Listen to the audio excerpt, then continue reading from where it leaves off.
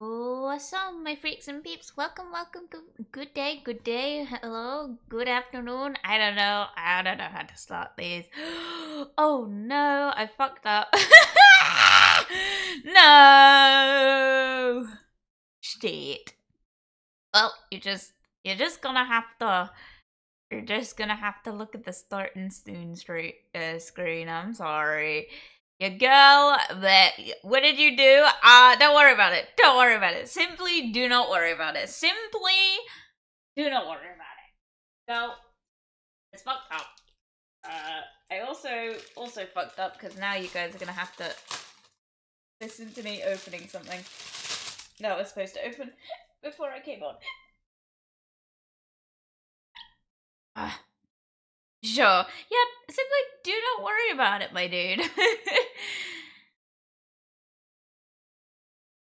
Steve, come on, please. Come on. This is awkward. Anyway, how is everyone? I hope you're doing all good.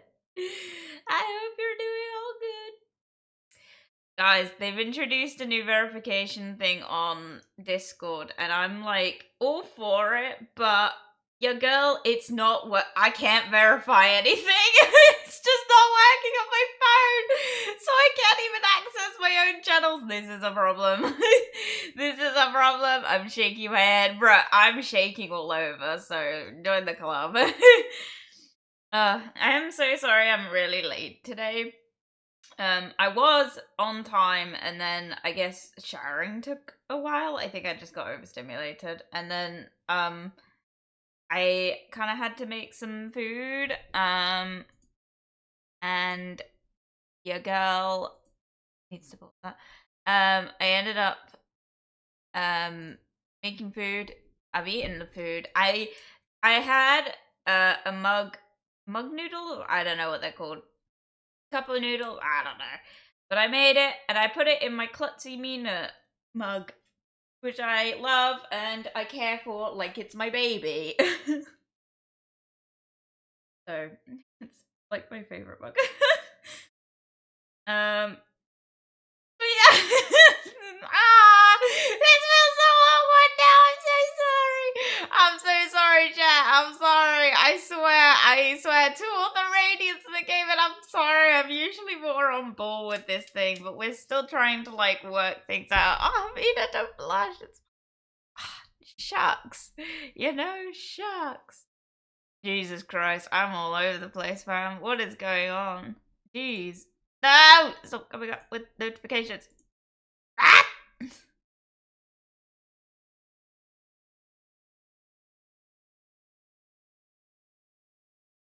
I think someone's in my house.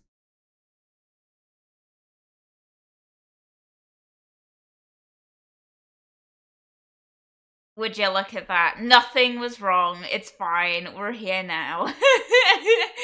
It's not like I forgot to open my application or anything. It's fine. It's fine. It's fine. Sure.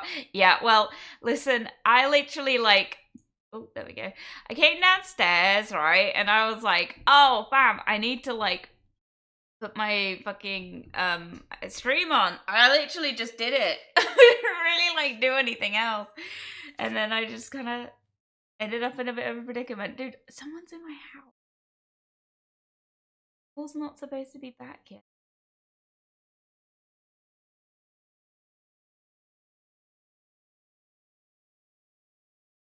Sorry, I'm kind of distracted. I got a new fidget toy. It's great. I get a great time with it. I love it.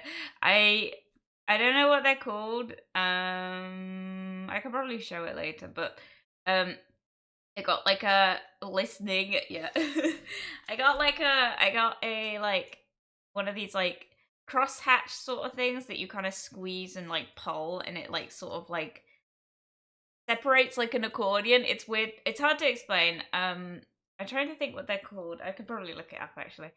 Because they used to sell them in B&M, and then I was out with Paul and we found them in B&M, and I was like, oh, this is dumb. I'm gonna get my fingers trapped in this. And this is when we started looking at getting me fidgets and stuff. I was like, this is gonna get caught on like everything and all my skin and stuff. And I wouldn't stop playing with it. And then we went home. I didn't buy it. We went home and I couldn't stop thinking about it. And finally, when like I finally like started seeking out this like diagnosis thing, it kind of like crossed my mind that maybe I could get it for myself. And so I bought two. I bought a 2-pack. So I got a kind of like royal blue one, and then I got like a very violent neon green one. And the neon green one is the one I've got in my hand right now. And it's like, guys, it like stretches out and it looks like a plumb bob. It's so fun.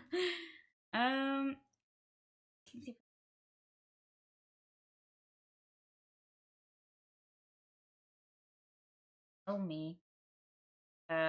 Fidget worm toy. That's not what it is.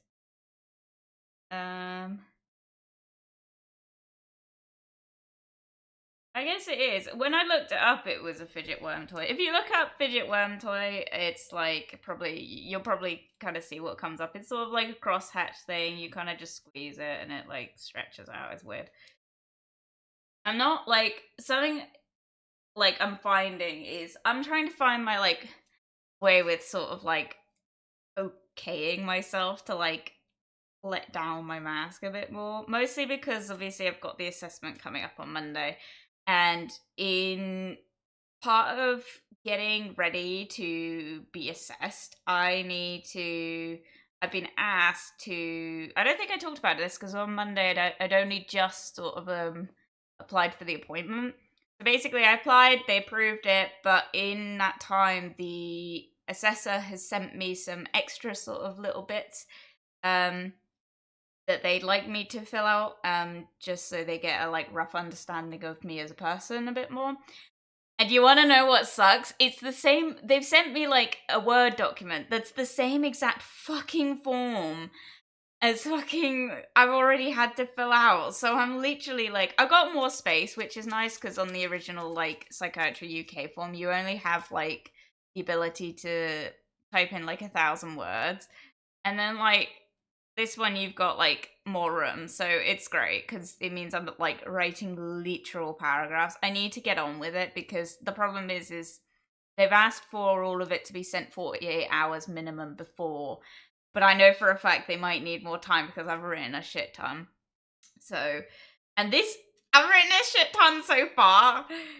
I haven't even finished it. I haven't finished the fucking form. But yeah, so your girl is like stressing. I'm so sorry. I'm gonna talk about it today because I think that I do apologize if people are upset or bored by this conversation. Realistically, this is taking up like all my energy right now, and I can't stop thinking about it. So I apologize to anyone. For anyone that's new or any of the raiders, which welcome Mina's raiders. Sorry if you're all kind of dissipated now, but welcome. The problem, the thing that's happened is that your girl, my entire life, I have pretty much always kind of had the suspicion. My family too. We've had the suspicion that I potentially have ASD, or what's known as autism spectrum disorder. At the time that we first sort of started discussing it, obviously it was then I would have been under what was known as Asperger's syndrome, which, if you don't know what that means, it's basically what we now call high functioning autism. The reason we don't call it Asperger's syndrome anymore is because the guy who was Dr. Asperger's, who named the disorder after himself, was part of a group that did some stuff in the war that wasn't very nice, extremely not nice, and the ASD label was developed to distinguish low functioning autistic people with high functioning autistic people. So people with high functioning autism that were deemed to have Asperger's syndrome were allowed to go out into society and live normal lives, and people with low functioning were not and were often experimented on. So it's not a nice name, and we don't use it anymore, but a lot of people who got diagnosed with Asperger's struggle with that now, because obviously like high functioning autism is also not really a great term in general, because it kind of implies that you can do things that you maybe can't.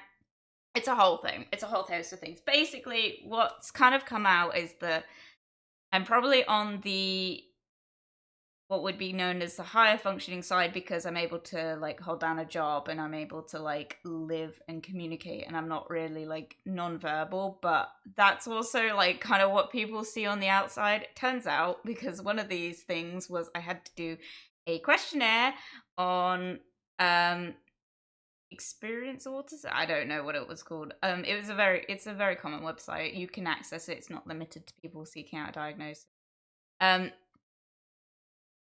I had to fill out a thing on there, which I didn't know half of what I was filling out. I was just filling it out as the questions came, and found out that one of them was to judge how much I mask. Turns out your girl masks quite a bit, so that was a bit of a kick in the balls that I didn't want, because your girl is... I'm really stressing about the fact that I'm not going to get diagnosed, and it is keeping me up at night. That's how stressful I am. I've been at work today. Fun fact, I'm actually off work for the rest of the week. So, because I'm on holiday, I'm not off for any other reason. If anyone's worried. But, basically, I was in work today and I was like talking with my coworkers, and it was kind of a hard realization, because I've talked to many of them about the fact that I'm seeking out a diagnosis, and everyone kind of knows that it's happening on Monday. It kind of hit me that most of these people, and the next time they see me, will know for sure if I'm autistic or not. And that thought alone, genuinely, I'm being literal. This caused me like chest pain to think about. And it was very much anxiety pain, because, fun fact, I have been diagnosed with generalized anxiety disorder. Vacay, yes. So with that, I ended up with having extreme chest pain this morning, and just boiling in a meltdown the whole morning, because I was just like so stressed about the fact that all these people kind of are like, they've been so supportive. People in my life that I have told have been nothing but supportive. I think like obviously there's always going to be a couple of them that maybe are a bit like dismissive at first, but a lot of people are just like, I guess, curious to see how well I get on, for various reasons. Some because, obviously, like, if you are, it's kind of a common sort of trope. I'm not sure how realistic it is. I'm not sure the science behind it, but if you're neurodiverse, you're more likely to be comfortable and communicate easier with other people who are neurodiverse. Hence why Mina and I are like good buddies. And it's a lot easier to communicate with people that have sort of the same social struggles as you. So a lot of the time I'm finding that people I'm talking to, I guess, are curious to see how well I get on, because it might answer some questions for them about their own social issues, which, you know what, I hope so. And part of the reason I really hope I do receive the diagnosis on Monday is that it would be nice to be able to say to people like, hey, it was actually really painless, and it's a pretty simple process. Because and also, I'm speaking from someone in England, where we've now had a legislation put in place called the right to choose, which basically means that you get to now choose who you get to choose the psychiatrist who will diagnose you, rather than waiting on the NHS list for anywhere between 3 to 10 years, which, when you need help, that's not helpful. So yeah, right to choose legislation is a lot better now. If I don't get diagnosed through this, what might end up happening is I then have to get I have to maybe get a second opinion, because realistically, I'm scoring way too high on all the autism tests to really be considered anything other than autistic. Oh, by the way, so some people over time, and this isn't just on Twitch and stuff, I've had some people in general just sort of say like, do you think you could maybe have ADHD as well? I know where that kind of comes from. Obviously, like I speak very like rushed and sporadically, and I tend to get really like distracted if like the conversation veers off for any reason.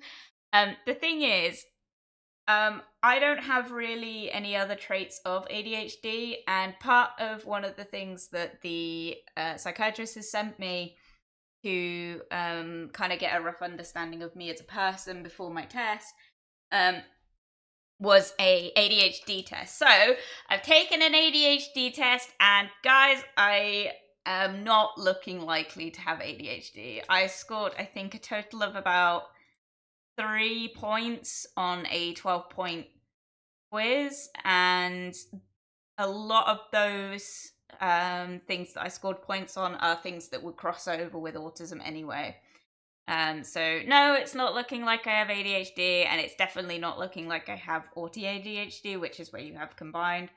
So not me, I'm afraid, but you know what? I'm not like distraught over that or anything. I don't think I ever felt like I related to the ADHD side of things. I don't really have concentration issues. I don't find them like really that hyperactive.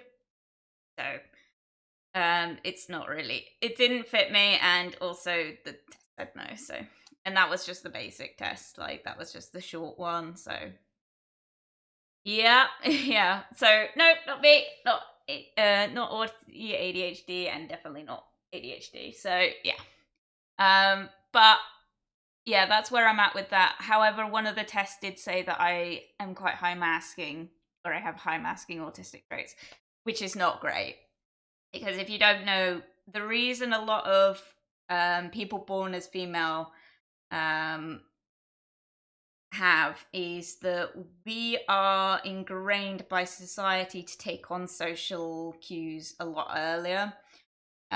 So for me, that was basically that I was integrated into adult conversations when I was not an adult myself.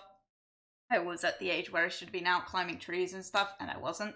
I was expected to wear skirts and sit quietly with the ladies and talk about cooking and cleaning and stuff.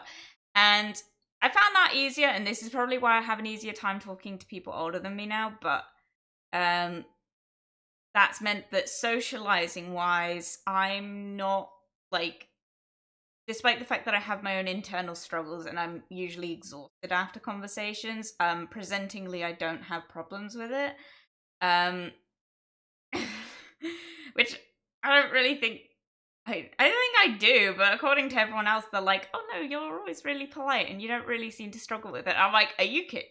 Is it working? It's sort of like the mask is like, wait, I'm doing it, which is great, because a lot of the time when I talk to people, I really like struggle to know where I'm going right or wrong. Especially if I'm talking about things I'm interested in.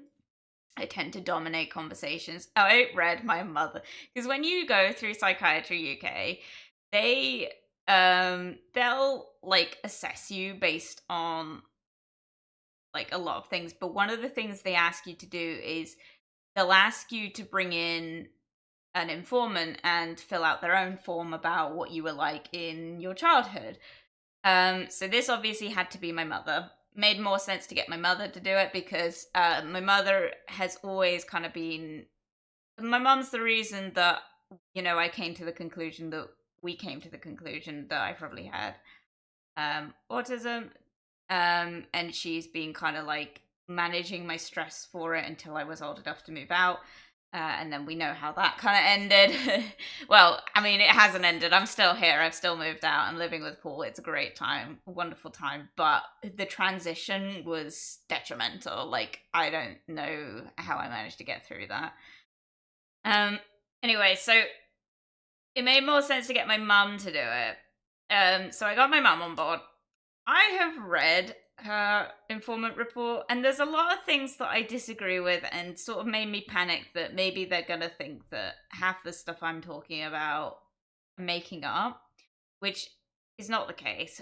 But I realized that maybe I masked around my parents a bit more than I realized, because my mom seems to think that, especially in my really younger years, I didn't really have problems with socializing with other kids. And it's like, but I try and look back at that time, and it's like I don't think I don't think really she knew I was her firstborn. So realistically, like it's looking like as far as she was concerned, she just put down a lot of my behaviors as normal. And she said to me when she completed it that it was really hard for her because she's like, it's really hard to know what to talk about because a lot of your behaviors we just put as normal children things to do, and it turned out it wasn't.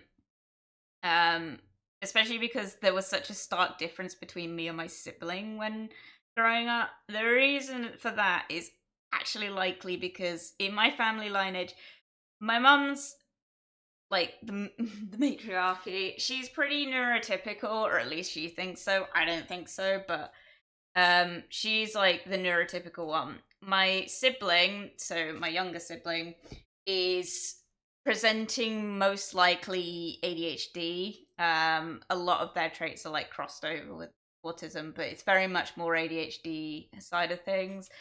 Um, and my dad is very much presenting ADHD and autism. So my dad's the combined, my sibling is the ADHD, and I'm the autism. So it's like a good mix. My poor mother, my poor mother, trying to navigate like my entire childhood, just our entire relationship with my dad, and my entire childhood trying to like navigate being like presenting normal and then like no one else in the household presenting normal. Jesus Christ. I mean, it makes a lot of sense. A lot of the stuff she's written about, it's very normal to mask. Yeah, it is. It's a very normal thing. I think it's a lot of societal things you learn from other people. I didn't learn very quickly. A lot of what like my mother was talking about actually might not have made sense because at the time I actually wasn't put into education as early as my sibling was when they were that age. I was homeschooled for a bit, not for very long, for like maybe a year or two. Um, After I should have like maybe started like preschool or something. I can't remember. Obviously, I can't remember. And this caused like massive social issues. Like, well, it didn't, but I was told that that was why I had social issues. Now we know that that's probably more autism. Um, and my mother blamed a lot of my social issues, my panic disorders, on the fact that she kept me home, which is horrible. Like, Mom, if you're watching this, which you're probably not, um, just know that I don't think it was that, and I think you need to kind of like make peace with yourself about that. But yeah, it was like it was a bit of a hard one because obviously like she just blamed herself for years about like my social issues, and it's like turns out now that it's actually more likely that it was a neurodevelopmental condition. So yeah, that's something I need to write down and talk about actually at my assessment. But yeah, it's a weird one. But yeah, so I got my mum to do it, and a lot of the stuff like didn't really make sense to me. I was like, I don't really relate to this, or I found like sometimes she was like saying stuff that I was like, well, actually during that time I wasn't coping as well as she thought I did. She, goes back to the whole I think I was masking at the time. And um but then it sort of like hit a point where I went into traditional education. And that's where she really went off in the report. She literally, like, I was a monster as a child, it turns out. Like, according to my mother, I really was not, I did not play nice. Which is so funny to me. Because it's like, I'm so genuinely stressed about upsetting people now. Like, it genuinely, like, I cry about it sometimes. I don't forgive myself easily. It's a whole issue, right? And like in this report, she straight up was like, Jasper did not play nice with other children. Like, well, I played nice with other children, but when it came to my sibling, did not play nice. If my sibling touched anything of mine, absolute meltdown. It could have been anything, but it was mostly to do with like my special interest. Growing up, apparently, like we did like sort of play together when it involved my special interest, but as I got older, this kind of became a bit more internalized. And I guess that was partially because I just found that my siblings just didn't really like enjoy the same things I did, and that's fine. That's on being siblings, but it just like apparently I was just like constant, like, you know, it was like the whole thing of throwing things out the pram. I don't know what the expression is, but it's sort of that, like, it was an absolute meltdown if anything wasn't exactly how I planned it. And also, like, apparently whenever we played board games and stuff, I was apparently like, it had to be by my rules, and I got upset if it wasn't. Which is interesting because that's something that Paul's kids do, and and we also think that they're autistic. So it's sort of like, no, you know, like, oh no, it's coming full circle now. I'm like laughing and joking, but this is like, it was genuinely a bit hard to read. It was sort of like, it's just sort of like really hard because on the one hand, you're like, are people going to read this and think that I'm making up what I'm saying? Because what I was saying or what my mother was saying wasn't really aligning. But at the same time, like, how was my mother supposed to know what my, like, internal struggles were? Especially with socializing. One of the things I did find weird was she put on there, like, that I didn't mind. I liked cuddles and hugs, which absolutely not. No, I didn't. Really didn't. I still don't really like it. I really don't like people touching me. I've never liked people touching me. And she did mention that. She's like, oh yeah, with specific family members, she would accept hugs from, like, grandparents or, like, her aunt, which, no, I didn't. My aunt never touched me, and I did not want her to touch me because complex relationship with my aunt. But, like, and that was something that came up as well, but I think that's delving a bit too much into my family, so I'm probably not going to talk about that one here.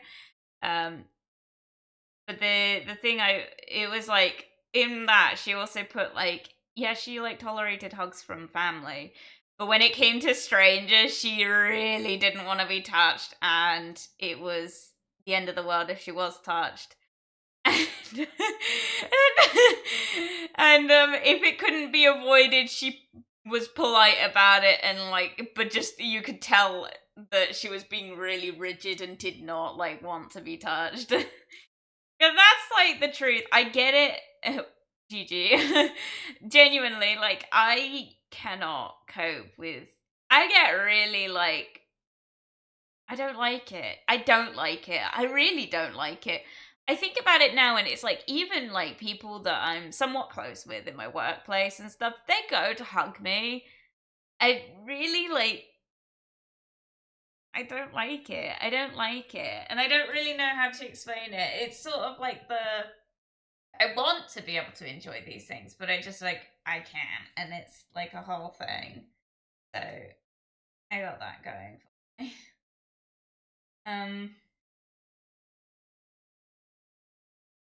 Yeah. I don't really know what to talk about. So that was a whole thing. But yeah, it was a hard read. It was very obvious that, like, I was a problem at home, and it was a bit of a weird one because she'd also got a load of my, like, reports, which I didn't know she still had. Oh my god, consistently, right? I consistently struggled with timekeeping, understanding how much effort I was supposed to put into tasks or when I was supposed to start them if not directed. And I didn't really seem to think for myself, which is, like, right. And that was, like, a consistent thing on my school reports throughout my ages. But, like, one of the things I definitely didn't know she had was the CAT scores, which is I don't remember when I took these. I think it was when I transitioned from primary school to secondary school. Because I remember taking the test, and I never got the results. As far as I was concerned, they took my paper and graded me, and from those grades, they divvied me up into classrooms. And I didn't hear any more about it. I didn't think any more about it. Apparently, they sent that result home to my mother, but it never got flagged, which is weird because I did not I was constantly underperforming, like in those test results, and it was stated on there quite clearly as well. Apparently, is that I was underperforming. I was not reaching the expected sort of like development in social and unsociable results and like verbal commands and stuff. It was apparently like a whole thing is that I was not scoring correctly. I was underscoring, which was a bit of a like weird one to find out. I don't know. It's sort of like it's just like wow, like my childhood really like how did we not catch this? But again, I'm a girl. I was born female. I identify as a female, and this is a common issue for uh like people born as female with autism is that it gets missed because I don't know. I don't know what it is. I think it's just the stereotype of the fact that autism is only for little boys who are non-verbal and like trains. And that's not me being like unkind in stereotyping because that's a very common like issue with autism, but it's also why we now call it autism spectrum disorder and not autism. So I'm like I was gonna get missed regardless. Like I think I was in that sort of age bracket where unless I was completely non-verbal for an extended period of time, no one would have said anything. And I really tried to not talk, you know? But I think about it a lot. Like I think about how much I resist talking if I don't have to. It's sad. Like I'm writing a lot of like, you know, how do you cope with socializing and stuff? And it's like I'm not great with socializing, especially not in person. If I'm talking one-on-one, it's like terrible. Um, and before anyone asks, because I know that on stream it presents very differently. You're a girl, damn! I thought you were a dude. Listen, I got the biggest cock, and I'm not afraid to use it. um,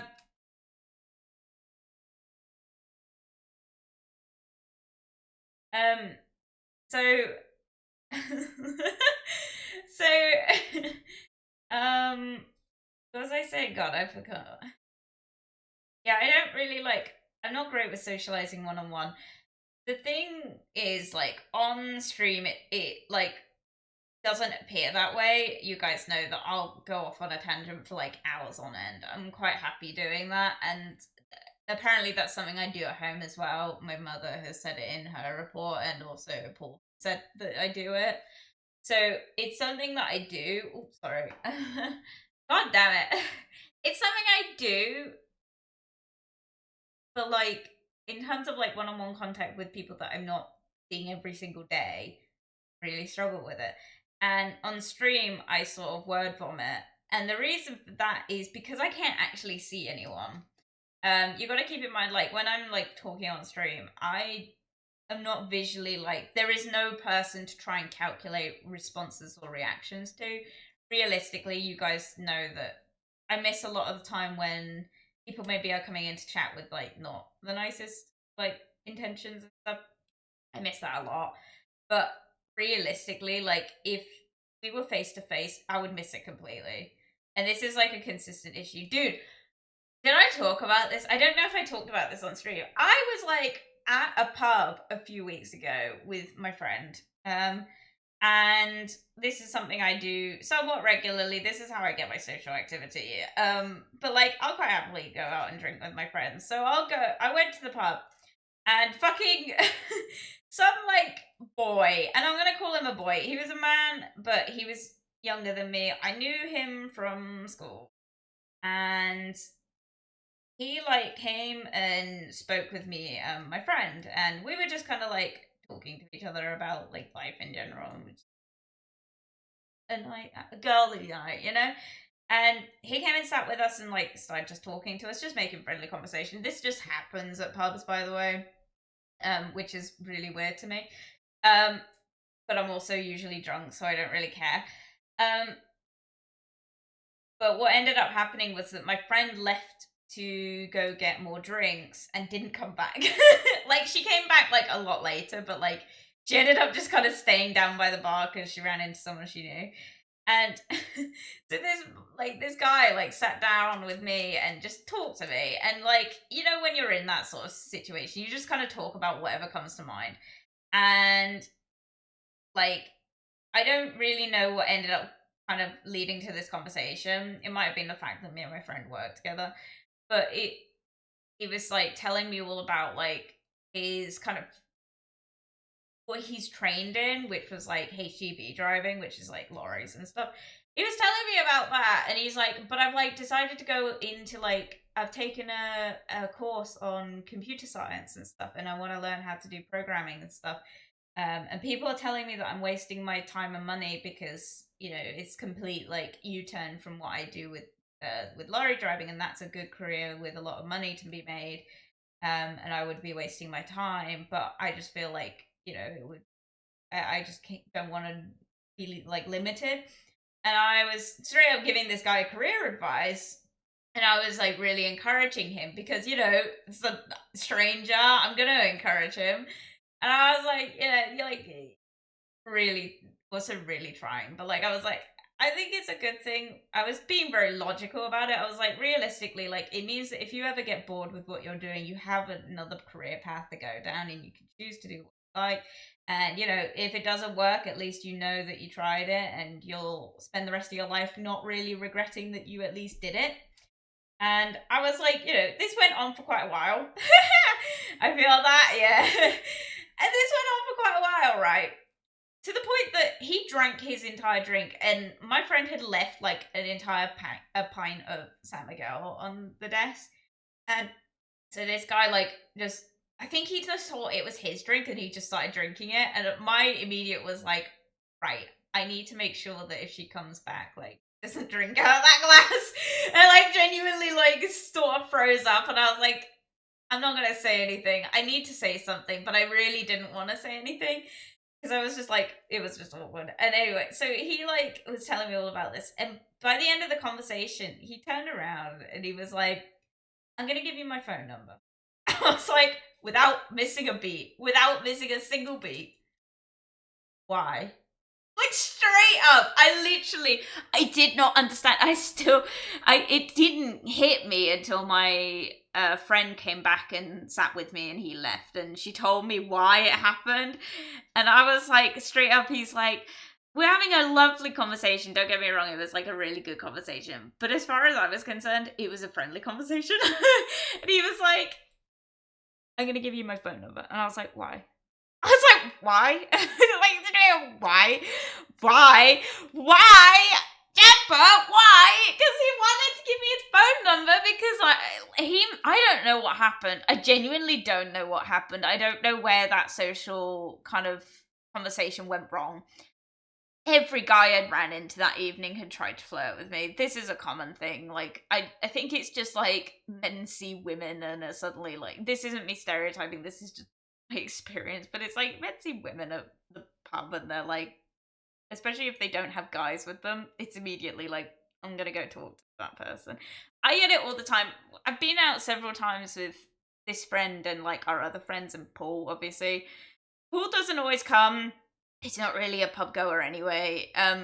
But like occasionally he does come, and we went out and they were like it was our friend, so like it was my friend and our other friend, and we'd gone to the bar to watch football. Don't ask me why I went. I literally spent the entire time sat in the corner drawing and drinking and trying to avoid like communication with anyone. Like I did not want to be there, but I was just going because my friends were going. And fucking I noticed, right? This happened a couple times. Like guys were like sort of like migrating their way over to our area and sort of sitting on their own and watching me. And another time, like a guy came over with 2 drinks in his hand, and I watched him for a bit. Like I kept like looking over at him in the corner of my eye. I was like, has he got 2 drinks? And there was no one with him, and he like didn't like no one joined him, and he kept watching us. And what ended up happening was like he just left the other drink, and I was like, oh my god, it was just so awkward. this is something that I think happens a lot, and I mean, I've been told it's kind of my fault, which why I just dress the way I do, but people have said it's likely my fault because I dress in a way that kind of makes me stand out. I'm obviously like, I dress alternative. I like dressing alternative. When I'm going out with my friends, I use it as an excuse to really dress up to the nines. So I'm in my like 6-inch platforms. I got a nice bell sleeve top on, usually some sort of glittery like lacy cami or something over the top of that, and shorts, and I look good, right? I look good. I do my best, and I wear really striking makeup, and I'm covered in piercings. And apparently that draws attention. I'm not doing it intentionally. I get so many people being like, you dress intentionally to draw attention. It's like, no, I'm dressing how I want to because I want to dress like this. I don't want people to perceive me in any other way other than this. And realistically, if people are assuming that I'm doing it for attention, they need to stop because I'm not. And I would rather they didn't come and talk to me. And this is a thing that I've constantly had to fight with, is like people being like, you do things for like your appearance is intentionally designed to draw attention, and I'm like, it's really not. I don't want people to talk to me. I don't know if anyone else struggles with this. It's like genuinely like a consistent problem. It's like, I'm dressing this way for me and not for other people, you know.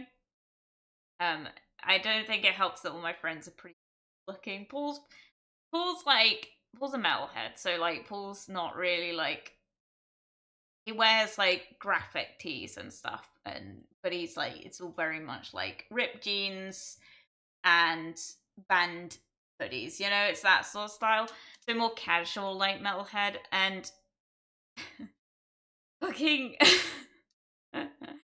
I guess like when I'm out with my other friends, especially going to a football gathering, I'm dressed up like a goth drag queen, and they're in their like normal clothes. And I look ridiculous next to them, but you know what? I'm perfectly happy.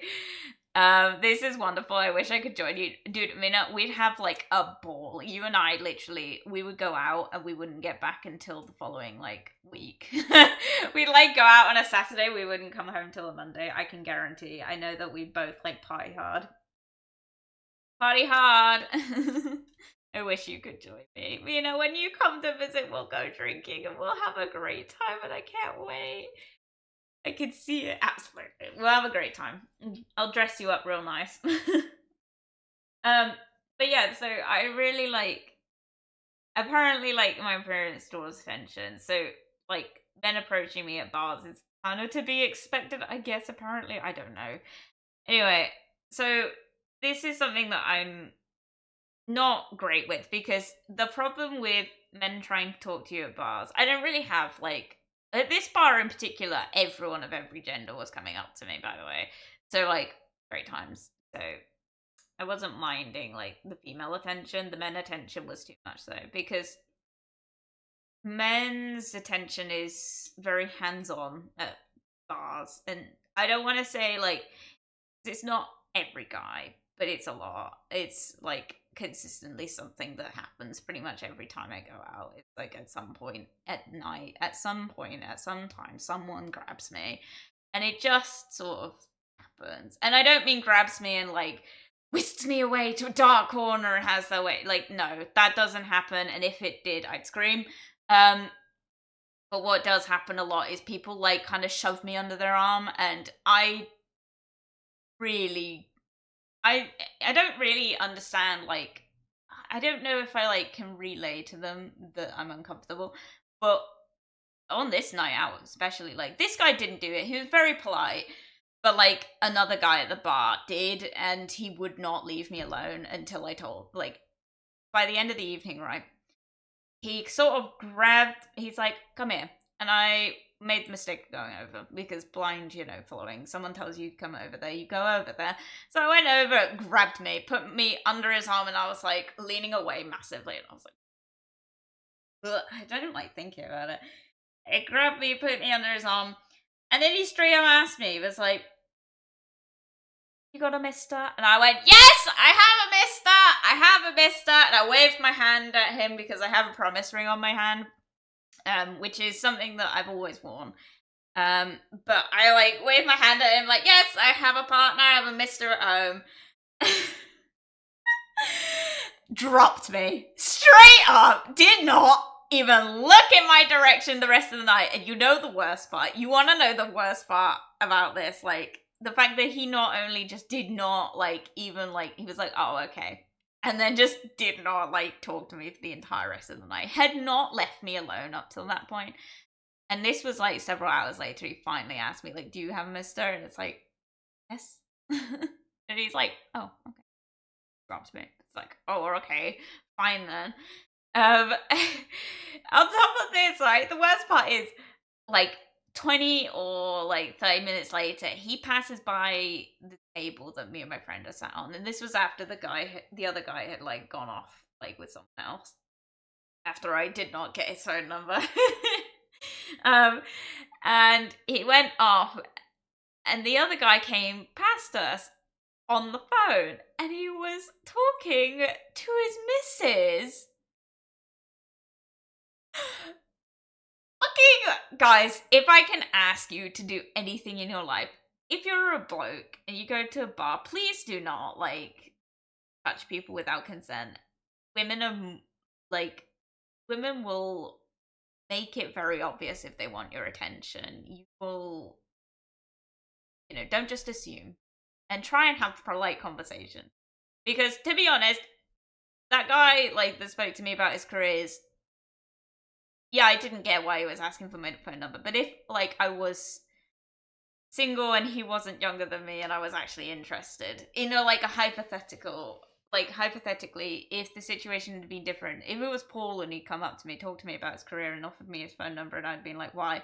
Then my friend was like, hey, he's flirting with you, I would have like taken him up on it. But that's because I think that Paul's very attractive, and this guy wasn't bad looking. I don't want to like down him or anything, but it wasn't like, I wasn't interested because I have a boyfriend. I don't really know how to explain it other than that. Very black and white. It's like, I have a boyfriend, so I have no physical or emotional reaction to anyone else. I don't really know how to explain it other than that. It's like, well, what's the point? So when my friend came over and she was like, that boy really wants to go home with you. Like, well, he's gonna have a bit of competition. She's like, no, Jasper. Like, I was like, what do you mean? I was like, oh yes. He said like he was gonna give me his. I explained the conversation to her, and she was like, you said what? I was like, I just straight up said why. And she's like, you idiot. I was like, what do you mean? You know I have a mister at home. I was like, realistically, like, I think why is a pretty polite reaction to have to that situation. It's like, I'm not gonna say yeah, even just for a friendly conversation. And in all honesty, I genuinely was so confused why he was offering me his phone number. I think because I think what happened was at some point I kind of assumed that he maybe got that I had a boyfriend. I don't know. I must have brought it up. Because I do. I just bring Paul up, especially if I'm talking to men that I don't know, because it's like I don't want people to get the wrong reaction. But like genuinely, like it was just like, why? Why would you give me a phone number? And I've had this happen another time where some guy just picked me as like his hyper focus for the evening, and then would not leave me alone. Shoved his phone into my hand to put a Facebook thing in, like to find myself on Facebook, and I did it. And my friends like collared me afterwards, and they're like, "Why would you do that?" And I was like, "What do you mean?" And they're like, "Why would you give like he was very much pressuring you? Why would you give him your contact details?" I was like, "Oh, it was over Facebook. Realistically, he's gonna text me, and I'm not going to accept it. But if I didn't give him my contact details, he was gonna." He wouldn't have left me alone the whole night. Because sure enough, after I gave him that, he left. So, and I ignored his messages. He messaged me a couple times. It was really annoying. Like, genuinely, like, I was like, my dude, why are you not getting, like, maybe that I don't want to see you, like, speak to you? What I found really funny as well is, like, I see him quite often after this event, and he always looks at me with a really disdained look in his eyes, and I'm like, sorry. I like had spent the entire evening telling my friends how much I fancied Paul because we weren't dating at that point. I was telling them the whole night how much I loved him, and this guy straight up was like, "I'm going to integrate myself into this very sensitive conversation and like make myself available. Another one that had a girlfriend, might I add. Like, I know his girlfriend. I didn't know that they were dating at the time, but sure enough, because I won't lie, I looked on his Facebook page, like, when he sent the thing. And, yeah, it very much turned out he had a girlfriend, and I was like, don't message me. Anger! I know. What the fuck? You know, I know what you mean. I might tease and flirt with lots of people, but I have my partner and I don't really feel attracted to others. I don't even flirt. I don't think I would know what me flirting looks like, to be honest. I think me flirting is more me being so hyper focused on someone that I'd spend a lot of time like communicating with them in and outside of social situations. And that's like a pretty good indicator that I actually want to spend time with someone. And it's been pretty successful so far. But yeah, no, I like genuinely like I will find an excuse to talk to you if I'm romantically interested. Also, if I find an excuse to talk to you, don't think I'm romantically interested. But in these situations, I'm very, very much trying to find, yeah, it's the whole thing. Anyway, so that was great. Good times. Good times, good times, good times. You flirting isn't flirting. I don't think anyone would know what me flirting is. I don't even know. I think me flirting is more just me talking to someone unnecessarily. I think that's the truth of it. Sorry, I just um but yeah, no, I think me flirting is not like a thing to. I don't think I really do it. I don't really understand it, and I also don't understand when other people do it to me. A lot of the time, I think that me flirting is just me being friendly, but then or overly friendly, and I don't think it's much different for anyone else. But this actually does cause me to miss it a lot of the time. Like I don't get when people are flirting with me. Hence like why I always end up with these situations at bars and stuff, because I'll literally like speak to someone about anything that they want to talk to me about and not really like miss a beat, but then not realize that that's them flirting with me and I'm just over there thinking that we're having a friendly conversation. It's a whole problem. It's like, can I not have friends? Do you know how like much I struggle to make friends like without alcohol in my system? It's really hard. It's really hard. I really struggle with like communication with strangers when I've not got something in my system. And it's like I then get into these problems where people like, it's like, guys, stop! I just want friends.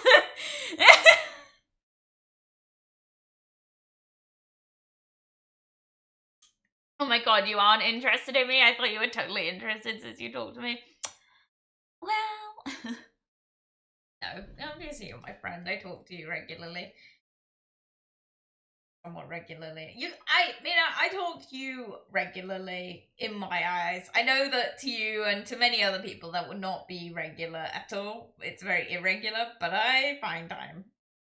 The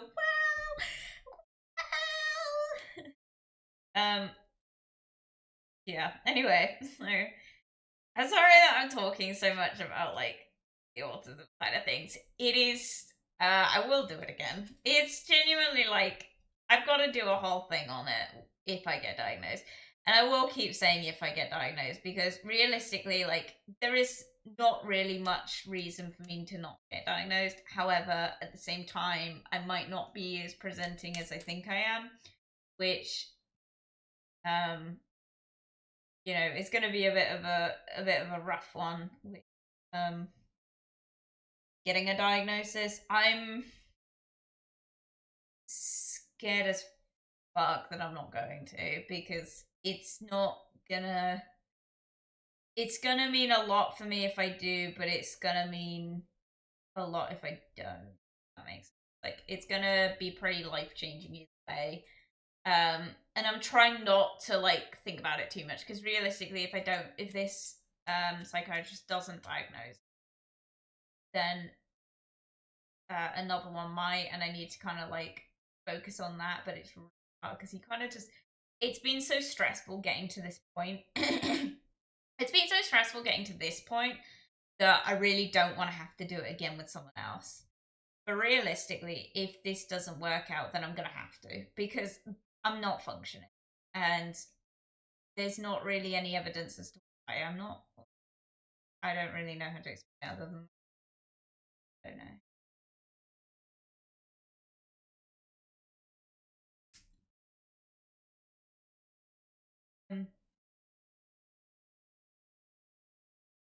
Another thing that's really stressing me out is like they're gonna be watching me for stimming behaviors. I stim when I'm stood up without stuff in my hand, if that makes sense. But a lot of my stimming is undetectable. So a lot of what me stimming is me scrunching my toes, which when you're on a web call, because I'm not going in person, by the way, they didn't give me the option to go in person. But a lot of my stimming is me scrunching my toes up. And also, like, I don't know, because I might be all, I mean, I'm not really, I'm scrunching my toes now, like, while I'm sat here, but, like, that's normal. Whereas, like, on a call with strangers, I'm probably gonna do things that I don't know, I'm really scared. Girl, I'm introverted as hell. I beg to fucking differ. I barely talk to people normally. True. I think this is hard though, isn't it? I think this is where we're kind of struggling with this sort of thing, isn't it? Because we're both looking at two people on the internet. Two people on the internet where we're in a controlled environment where we're not really able to see the sort of reactions of people. So to me, we're extroverted in that sense, but like real life, I am constantly struggling with throat pain because I talk so little. Oftentimes, as well, after streams, I end up with extreme throat pain because I'm like, sorry, I'm itching my eye. I end up with extreme like throat pain or something, or my tongue ends up a bit swollen in my mouth because I talk so much. That I talk so little that when I do talk, it's like excessive. Things might be very different in person. Yeah, I mean, this is the thing that scares me about like being as well as being like a VTuber and an internet personality, if that's what you want to call it, is like the eventuality of hopefully one day. I desperately want to be able to go to TwitchCon as a creator and meet people in my community, right? That's a dream, right? That's the ultimate.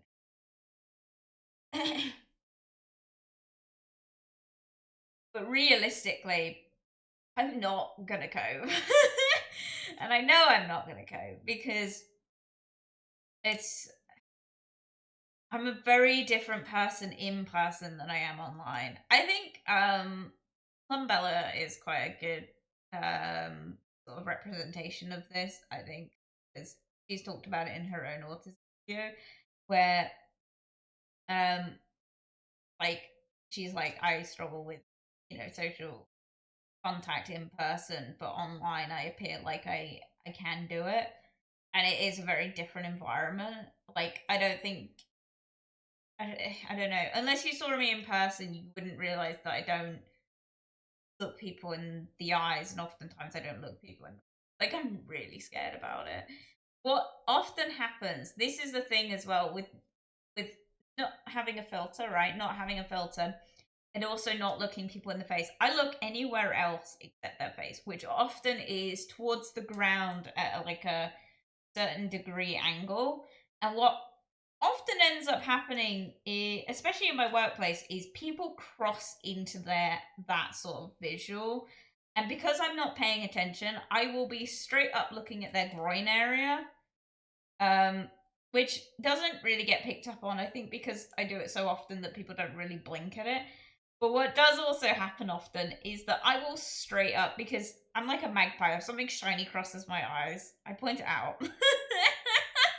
So what ends up happening is people cross over into my frame of view.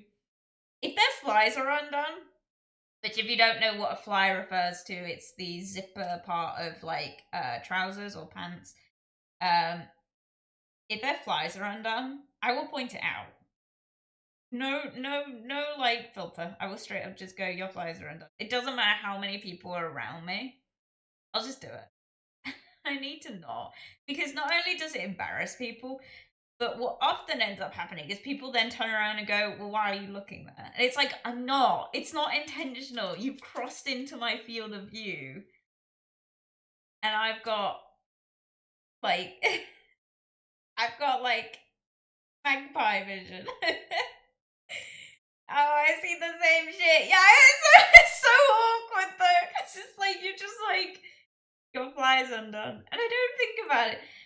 There's another layer to this, but like, in terms of like not really knowing what's appropriate or not appropriate to talk about, I could talk more in depth about this. And use better examples, but it would involve talking about other people, things that I've spoken about, so it's that. But I will say as well, I've thought quite a lot about how last stream I talked quite in depth about my struggles with knowing my own function cues. I don't really know what to call them other than that. So things like going to the bathroom and eating and drinking and stuff, and knowing when to do that for myself.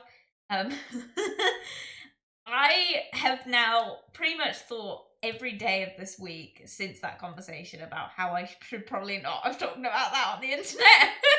And I didn't really see a problem with it at the time, but like I looked back on it and I was like, man, that was oversharing. Like, but I'm not gonna like take it back or anything. It's out there now, realistically. Like I could edit the VOD, but I don't think there's much point. Like, I'm not ashamed in the sense of like, because I think it's a very normal thing to talk about, and I think it's something that, in terms of autism, isn't talked about enough. Like, people don't really talk about this enough. And I think it's something that you kind of should be honest about. Is that because it is quite a big sign of autism, and a lot of the time people look at autism as like you have really passionate interests, you struggle with socializing, you need like some alone time a lot of the time, um need assistance. Like, people talk about the good parts of being autistic, and a lot of the time they miss out the really not good things about being autistic. And I think that it's important that we do kind of address that, that is a consistent problem that I have, and is something that many autistic people, and it's something I struggle with, and it's something I'm not afraid to admit that I struggle with. There are other things within this that I could talk about, but it kind of involves like my in a bit too much detail that even I don't really want to talk about it. And that's just like, like maybe like bedroom activities and stuff. I'm just gonna leave it at that. Like, there are struggles with that, and it's a whole thing. Like, I don't think it's something that people should be ashamed to talk about. It's not. I'm definitely not to the point that I need maybe like padding, I think is the thing I should mention. I don't need that. It's not considered a problem in that sense, but it just kind of depends on if I've had like infections.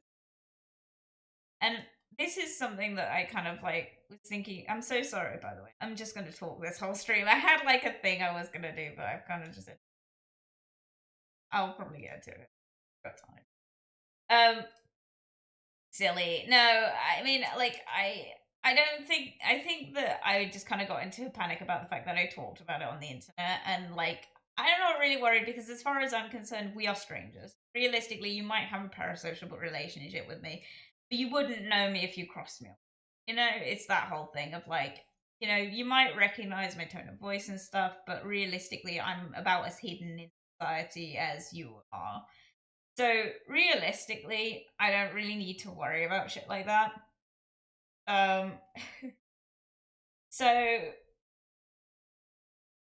I'm not worried about talking about stuff like this. And yes, people I do know personally do watch me on the internet, and also I have friends through streaming like Nina and that.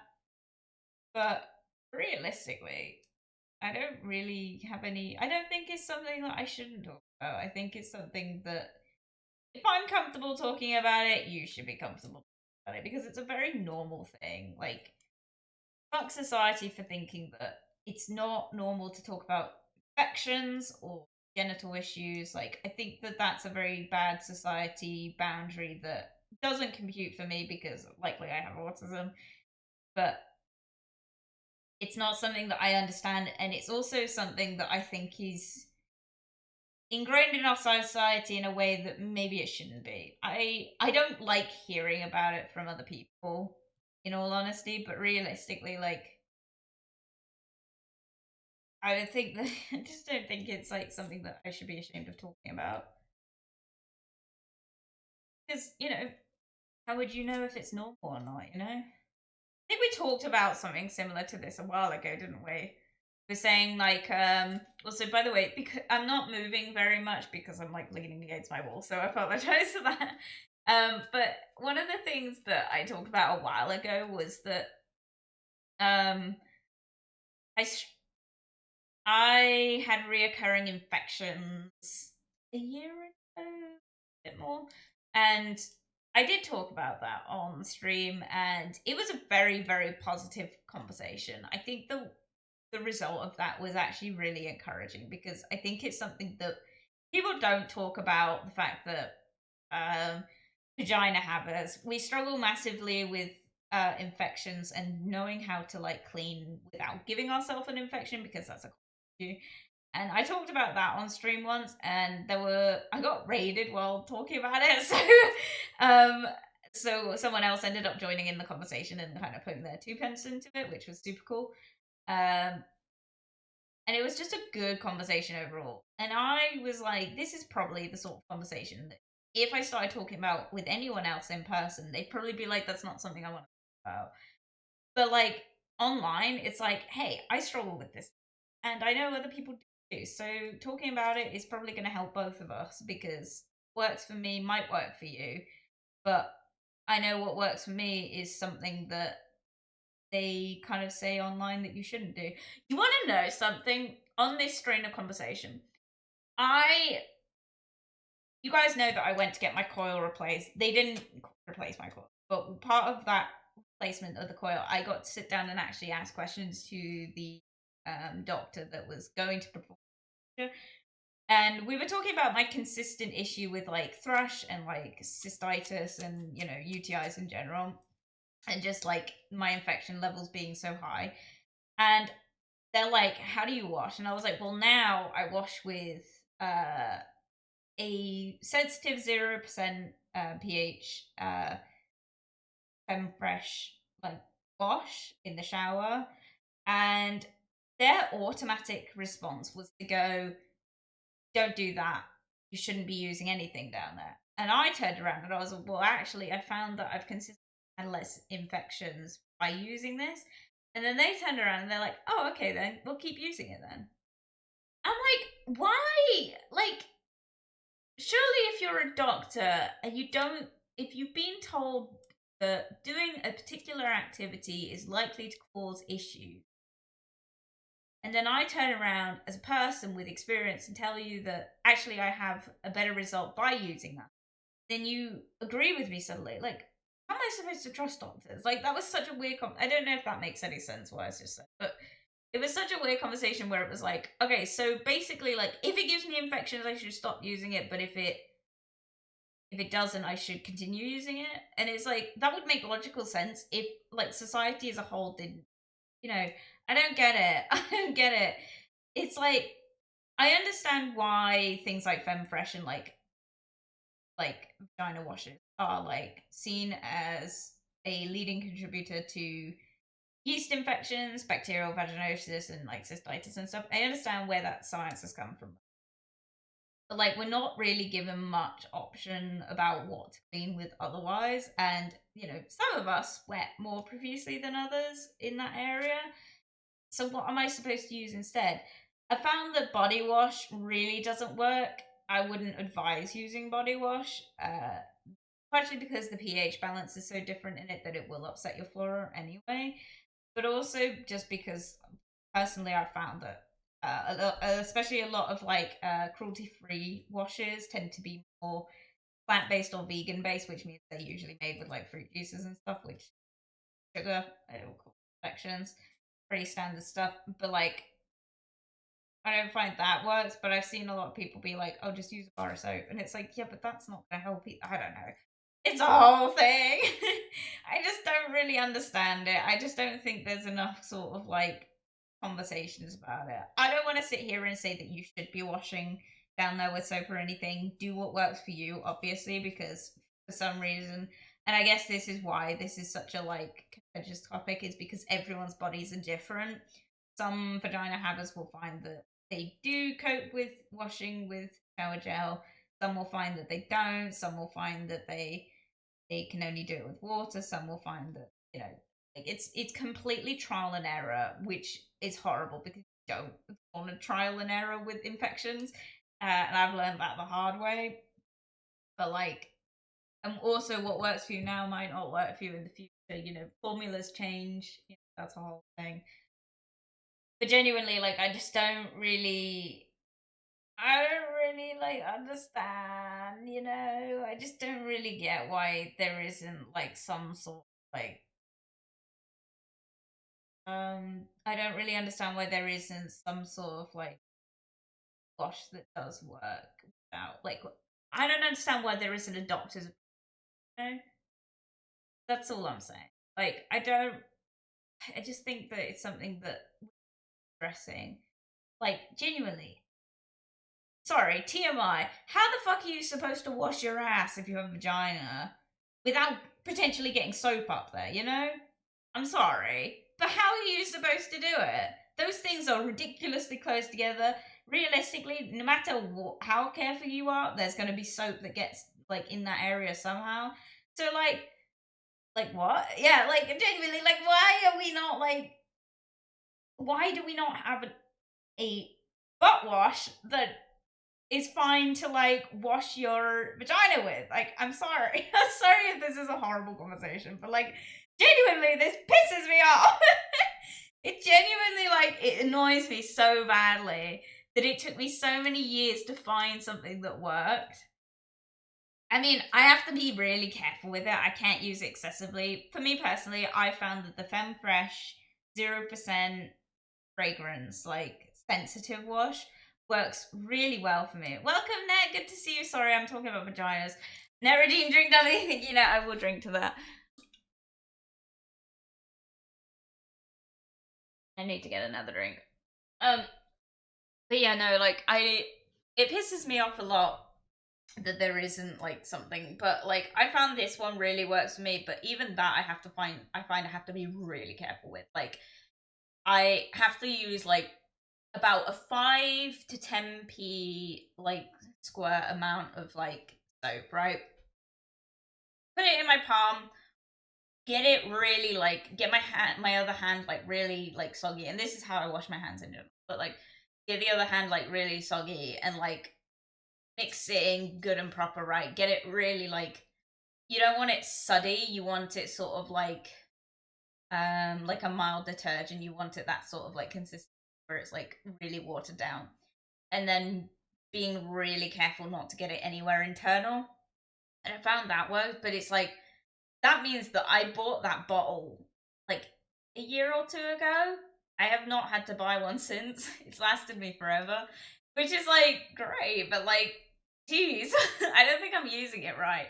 But I found that it does really help. But I know that several people have struggled with it as well. So it's like just do what works for you. I just don't get why you don't have more research into like washes and stuff like vaginal health is something that I genuinely I'm like, is this like going back to the whole thing about like women's health, which not inclusive, but women's health is, you know, under researched massively. Is it that? Is that what it is? Because like Jesus Christ. I know there are more pressing issues, but it's like, you know, would whoever invents that would make a lot of money. And before anyone's like, yeah, but that's what FemFresh does. They don't. That FemFresh literally is a fragrance based wash originally. Like their wipes are fragrance, their deodorants, and yes, this is all for your vagina. Their wipes a fragrance, their deodorant's a fragrance, their primary wash brand is fragrance. They have one sensitive one, which is 0% fragrance pH balance wash, and I have not trialed the other one. There's no point. I know for a fact that fragrance stuff tends to cause issues down there for me and for many people. So I understand where the idea of like it's a scam tried aimed at making like vagina habits insecure about how it smells, because realistically, like, it's an organ, it's a self-cleaning organ, not designed to smell like flowers all the time. But it's not designed to smell bad, but you know, you don't need it to smell like flowers. I know it's like more appealing, but realistically, like, we've coped for many years. It's supposed to smell like pheromones. You don't really want to use perfumes anyway, because endocrine disruptors and stuff. And don't think that that's tin hat wearing. That's science. Is like most fragrance things are endocrine disruptors anyway. But also on the same sense, like, you want to like have good like pheromones to like produce. You know, scientifically, we're supposed to like be attracted to the smell of our partner, and if we are, then our offspring are likely to have better immunities, that sort of thing. Not something I have to worry about, but it's always something that I do look for in like my partners, is like if I like what they smell like when they're sweaty, which sounds so gross.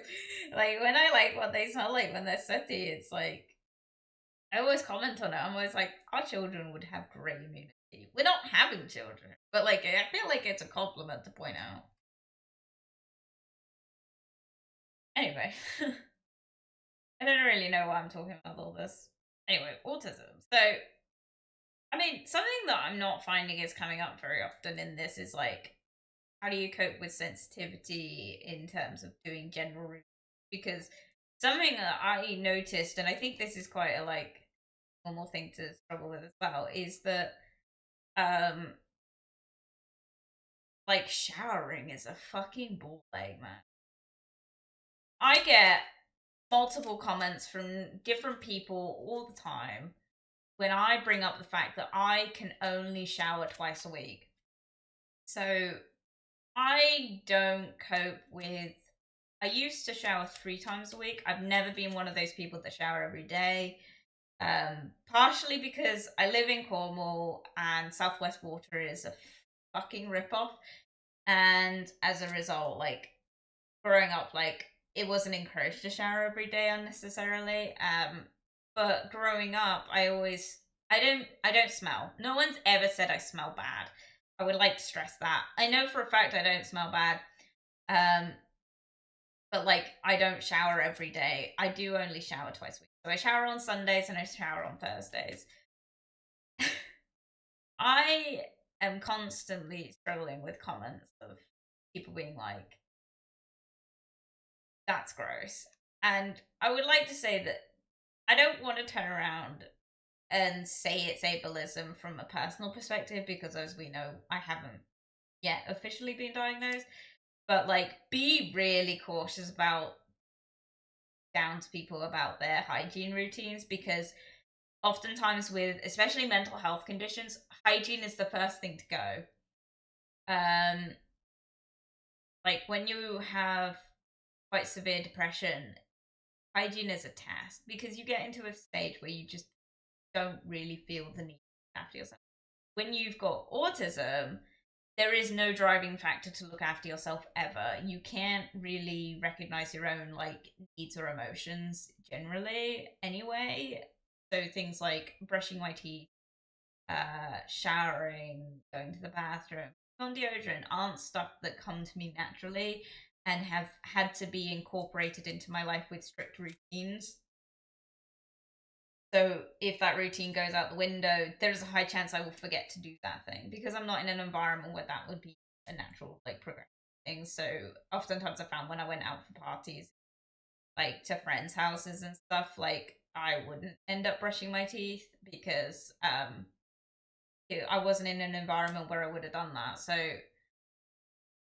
like, it's stuff like that is just like, it's just not a intuitive thing unless you have a routine built for it. And I try not to upset those routines because if I do, then I won't do hygiene. And something that comes along with that is like showering regularly, something that I've been able to integrate daily into my life. And to be honest, it's cheaper not to. You don't need to shower every day. I don't, don't, don't. We're not having an argument about this. Genuinely, I get really upset when people are like, everyone should shower every day. No, you shouldn't. It's not good for your skin. Also, if you have dyed hair, it's not really, something you should do regularly.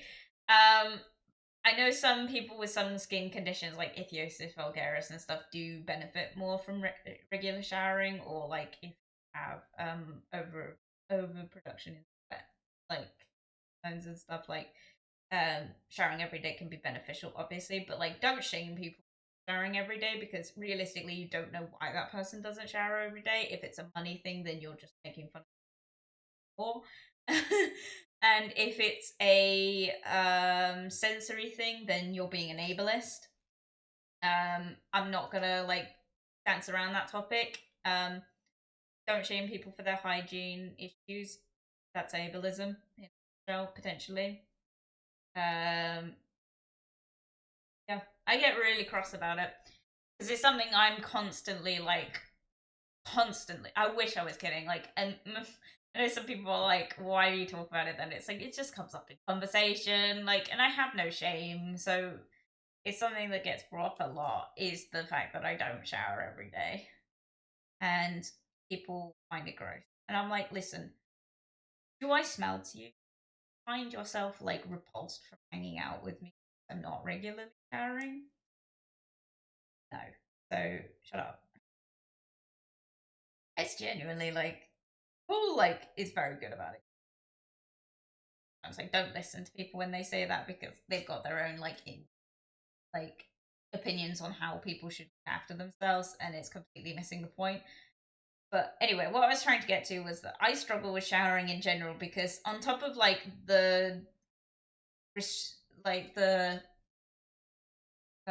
repulsion of getting wet in general is just not something I cope well with. The sensation of showering is like it's a real fucker for like sensation. It's just a lot. This like the just like general just chore of it, I find it very exhausting. Um, and I am quite efficient at showering. I tend to like I do shower for quite a while. I'm not in and out within 20 minutes most of the time. Sometimes I am. Now that I live here, I'm finding I am, but like oftentimes like when I was living with my parents, it was like an hour long like chore that I had to do. And on top of that, once I'm out the shower, I have long hair. I have to dry it because if you don't dry it with a hair dryer, um, get oil build up a lot quicker because it dries out your scalp, which causes production overproduce. So what I found was like, um, okay, I have to dry my hair at least at the rootage, and that's probably where like the sensory overload sort of kicks off the most. It's just like it's loud, it vibrates, it's electrical, it's annoying, and it takes so long to do. I hate it. I'm looking into like getting a drying brush, like one of those sort of like old fashioned ones that you run through the hair and it like pumps out like hot air and it just like dries your hair just by brushing. Because I feel like that's gonna be a lot easier than trying to like get like a whirling machine like next to my ear to dry my hair. I hate it. I hate it so much. It's so annoying. Like I genuinely like it's like every time I think, oh, today's Thursday, I've got a shower today. I'm like, God damn it, I hate drying my hair. I hate it. It like I know several times I've said like over the years that like I've come up with various excuses as to why I don't shower regularly. It is genuinely just a sensory issue more than anything. Like it's got nothing to like when I was growing up, like at my home, the reason for that was mostly because pressure from my parents to not shower for too long was because the water bill was expensive, then found out that it wasn't actually the shower causing that, so thanks. Um, but like now I have my own place, it's like I still wouldn't shower more because sensory. Drying my hair is a chore, and Also, I struggle with dry skin, so like moisturizing after showering is sensory wise, moisturizing is horrible. Hate it. And um ugh.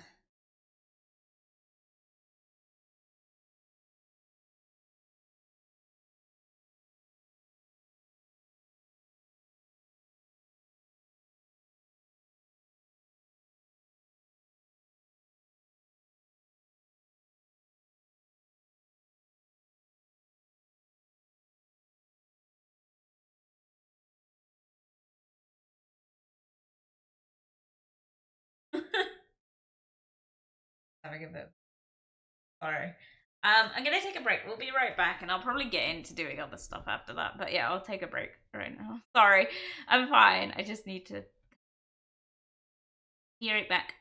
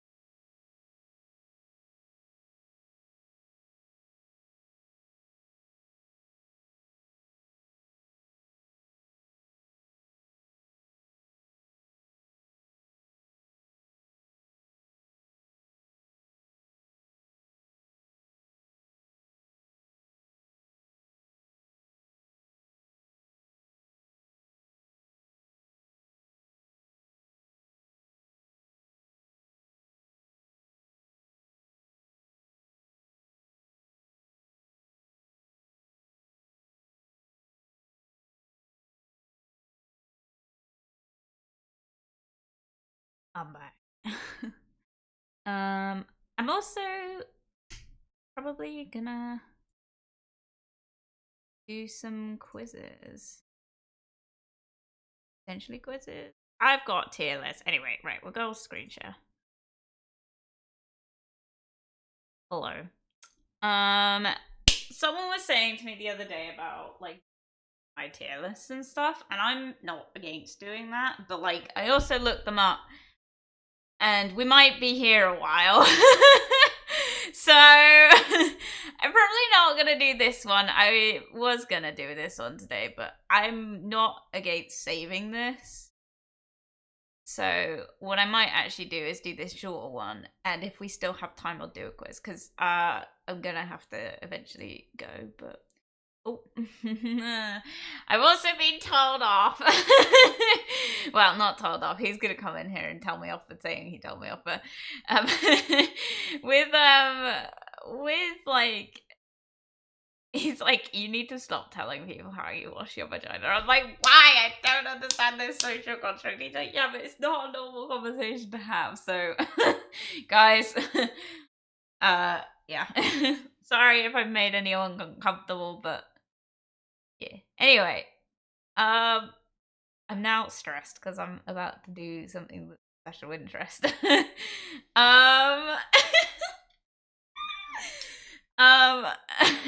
Right, so if you didn't understand, we were talking the other day about my special interests, and one of my main special interests is the Monster High franchise, and I am usually specifically talking about Generation 1.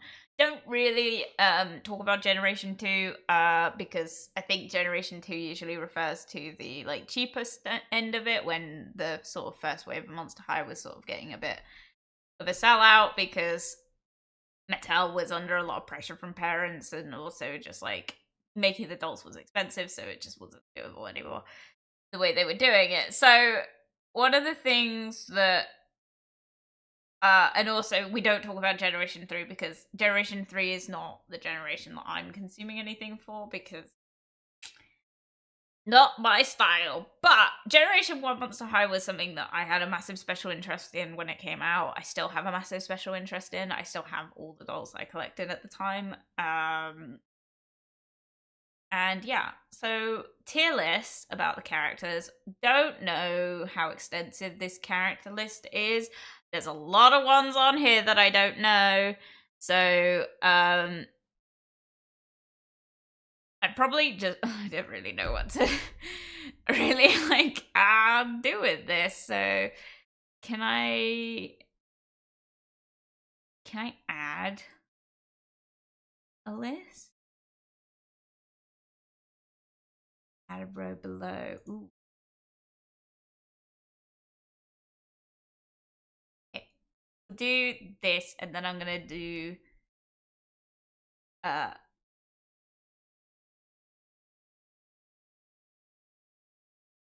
a black, and I'm gonna label it as do not know. I'm also gonna change the coloring, because who the fuck puts red as the best one, you know? S tier being obviously the best.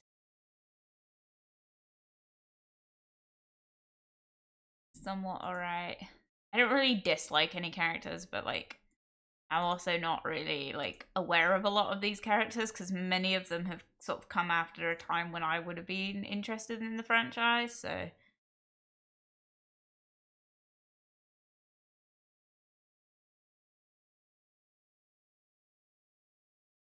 this.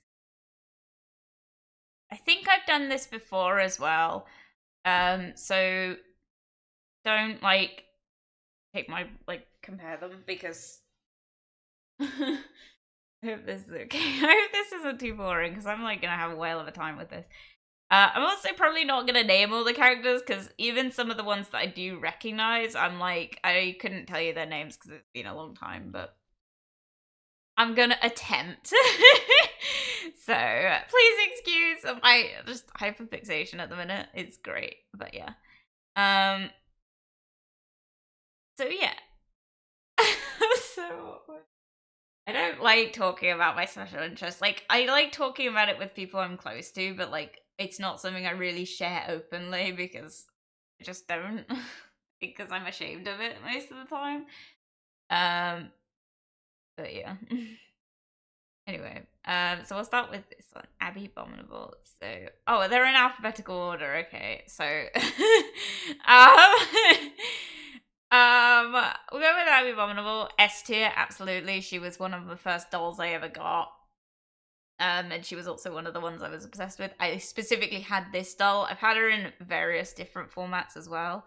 Can't remember what this character's called, but I'm pretty sure she is the daughter of the corpse flower. I think that's what that's called. Also, why the fuck is my tracking so aggressive with the mouse?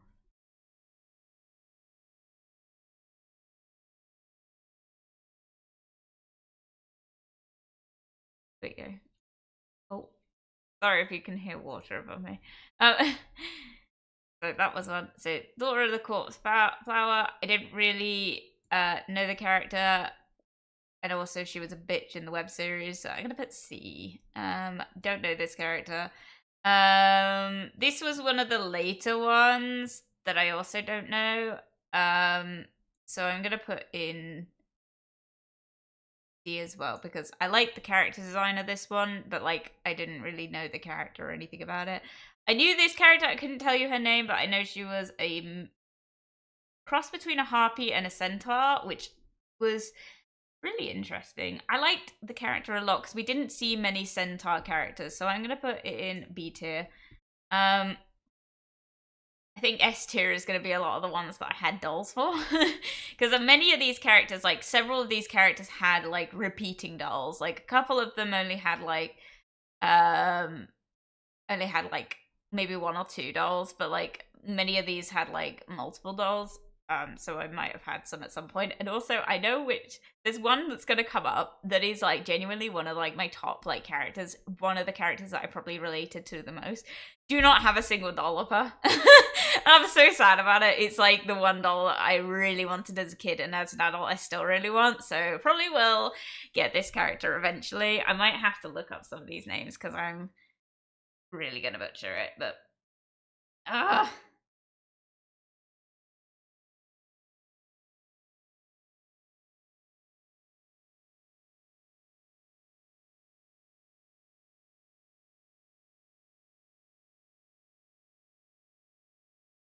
I had a great time.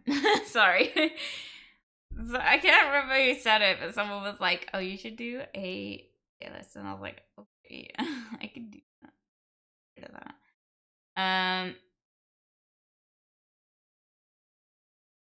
Oh, Amantha Nightshade is what this one was called.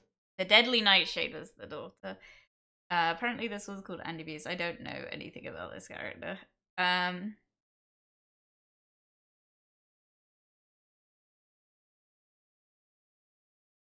Avea Trotter is this character. Right, they're coming up. Cool. This one is can't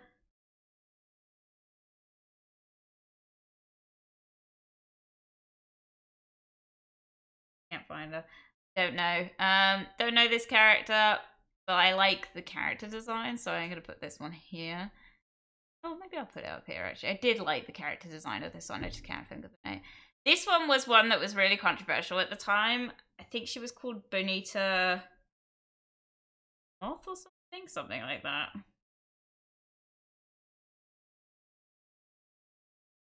Bonita Fema. She was a cross between a skeleton and was it a skeleton? Skeleton mother and a moth father. 10 out of 10 A tier. I didn't have a doll of it though, so. And I think she only ended up with one doll. Don't know this character. Don't know this character. Again, a lot of these ones, if they're in this style, it's from the web series, if anyone's curious. I don't know this character. I like the character design though, and I know she was a witch. of some sort. So I'm gonna put in don't know because I didn't really. This was around the time that I sort of started losing interest a bit. Well, I didn't lose interest, but I sort of had to sort of cut back on my openness about the interest in Monster High because I got made fun of quite badly about it. And then, but yeah, Katrina Demieux, 10 out of 10 character. I'm gonna put her in S tier. I never had a doll for her. This was the one I was on about. I never had a doll for her, but she was the art, like, she was the Werecat art student, and I loved her. I wanted to be her. She was my favorite. But she had quite a few dolls. I didn't get any of them. She wasn't common to get over here for some reason. I found her like once in America when I was over there, but I tried to get her and I just never managed to. So this is a doll that I will probably like facilitate my want for eventually. I just haven't yet. Katina, I like the design. I think she was a great character. I never got a doll for her though. So I'm gonna put her here. Because she was quite a rare one as well. But yeah. Claude Wolf, I'm gonna put in B tier because he was a bit boring. I can't remember what she was, but she was his sister. So I liked her character design. I'm gonna put her in B tier as well though, because no, I'm gonna put Claude in D, but I'm gonna put her in B because she had like a really nice like character design, and I like her character a lot. And she's had quite a few dolls. Don't know this character. Juice Gorgon really wanted this doll, so I'm gonna put him in B tier. Because to be honest, the character design looked great. The dolls looked really shit. I'm not gonna lie, they weren't like, he just looked very round. It was really weird. But did want a doll of Juice Gorgon, and I specifically wanted the Generation 1 one, but that one came in a 2-pack with Clear Denial, and it was just not really feasible. Elizabeth, probably every goth girl's favorite character. I'm gonna put her in A tier because, to be honest, no hate, and a lot of people are gonna be upset by this. I found her a bit overrated. I also never got a doll for her. I found her a really beautiful character, and I love her style. But in comparison to the other dolls, I just found her a bit like plain Jane. And I think that was kind of the point, but yeah. But mind you, I never had a doll for her, and it wasn't really something I was interested in. Don't know this character. Don't know this character. So don't really know this character. Julia Yelps, I did not really have an interest in the character growing up. I actually found her probably my least favorite out of the Generation 1 ones, but now I'm older. Great character. I'm gonna put her in A tier, but yeah, she was genuinely like one of my favorite. Like, I love her. Gigi. Oh, I can't remember what her last name was. Gigi Grant. I played the 13 Wishes game. I had a singular doll from that collection. I liked the character design, but I know now that it was appropriation, so I'm gonna put it in B tier. Do know this character, but I also don't know this character, so I'm gonna put that there. Gil, my dad, a sad story, right? My dad tried to get me a Gil doll. There was one in my local Tesco, and it didn't have a price on it, and he took it to customer services to try and get a price for it, and they turned around and said, this hasn't released yet, so it shouldn't be on the shelf. So they took it off him, and he never found it there again. He was like, I will literally give you any money for it, and they said no, and so he didn't get to buy it. And it didn't come out in the shop for some reason. So what ended up happening was I just never got it. It was probably one of the few monsters that I almost did get, but I didn't, sadly. So gonna put him in B tier because the character wise he was a bit of a wet flannel. Sorry, not sorry.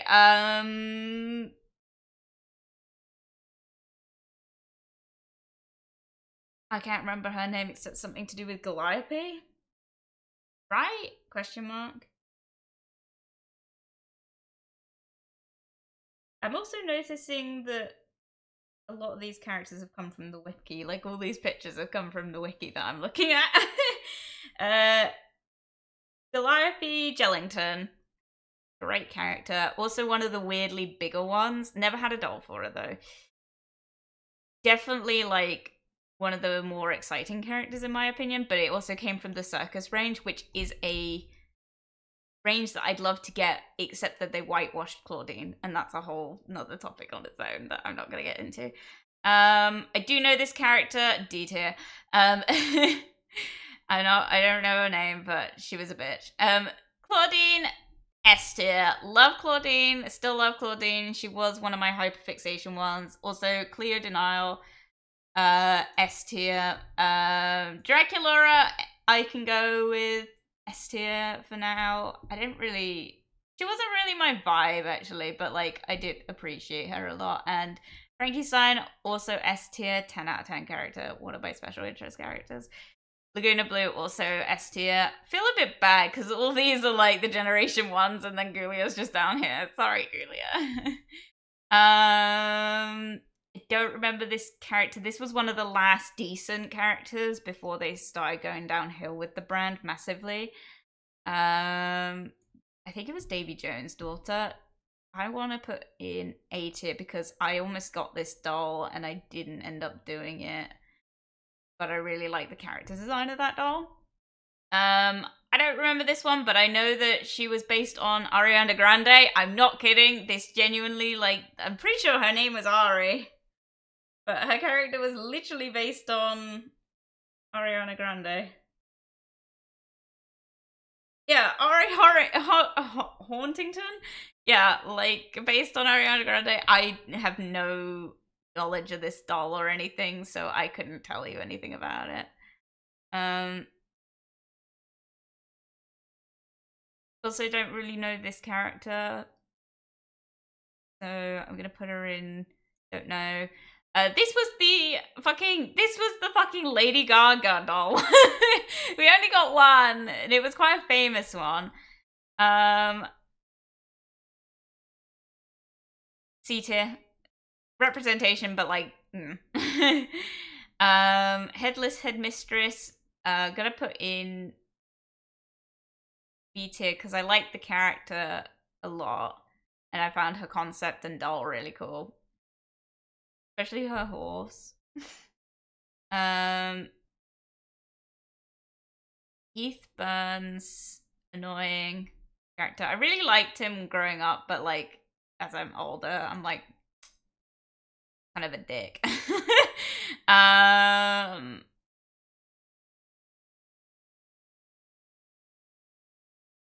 This was Hyde, like the Jekyll and Hyde, because where is he?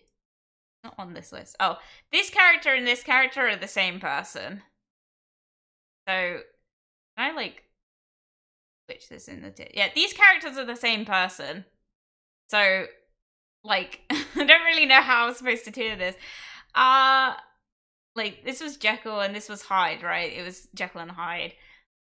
I really wanted this doll. I didn't get it. And to be honest, I don't really have any interest in this one, but I'm gonna put them together because they are the same character. So, Honey Swamp, great character design. 10 out of 10. Not really sure where to put her though. I'm gonna put her here because it wasn't really. Oh no, I'll put her up here because her hair was such an interesting texture, and it wasn't something that I think I've ever seen in a doll before, and I don't think I've really seen it since. Howleen, I was always really on and off about. I've got a Howleen doll, but like her character design was constantly changing. Like it never was the same. I'm gonna put her in B tier. She was never like consistent. Like her hair color was always changing. This was the original doll, and then suddenly she was like pink, and then she was consistently pink, and I don't really understand what happened. C.A. Cupid, great doll. You occasionally see her in like collector's shops still in the box, which I find really weird. And I think she had like 2 dolls and then they kind of dropped her. It was weird. This is the GG alternative. I'm just gonna put this in don't know because I don't really have any experience with that character.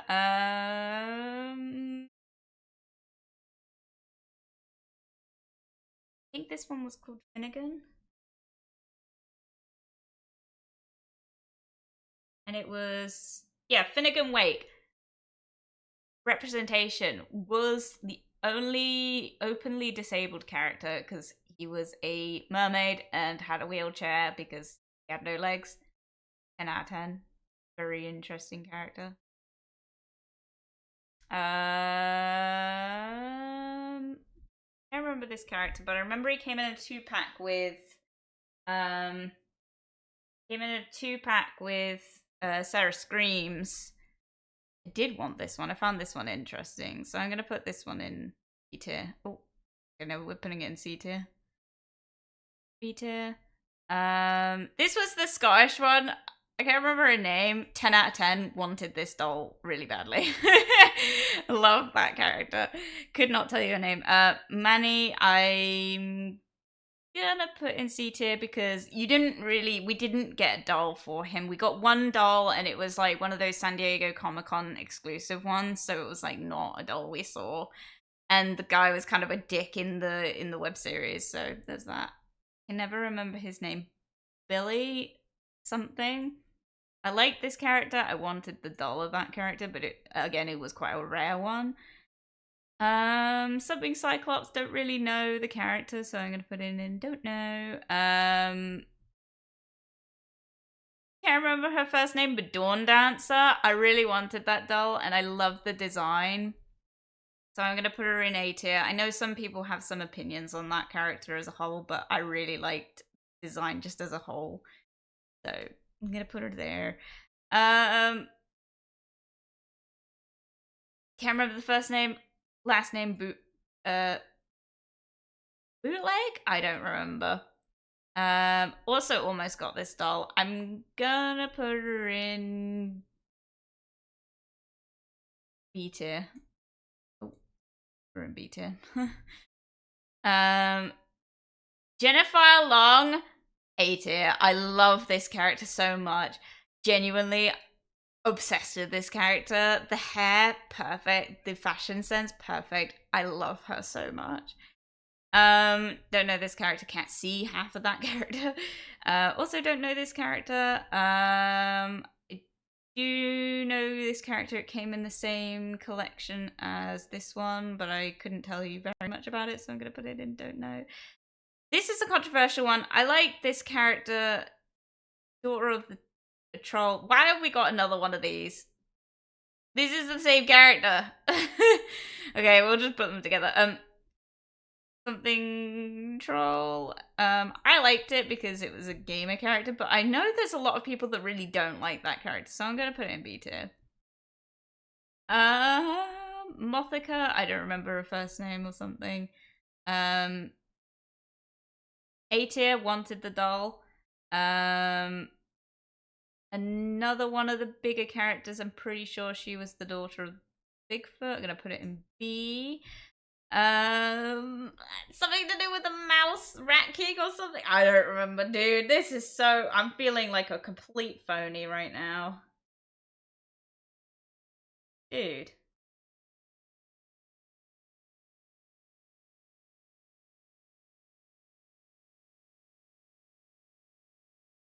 Oh, Jane Boolittle is what this character's called. This.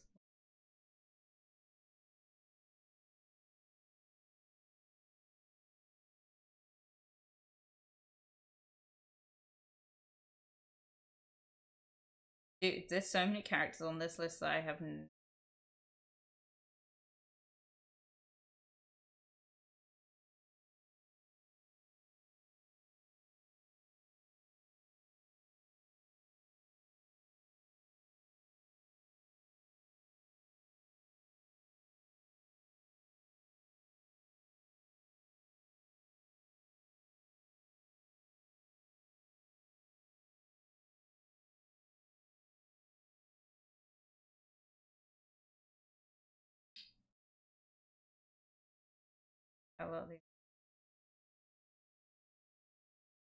Oh, apparently this character's from Galway, so Mina representing.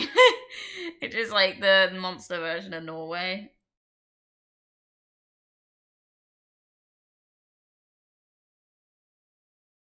Oh, Luna Matthews was this character. 10 out of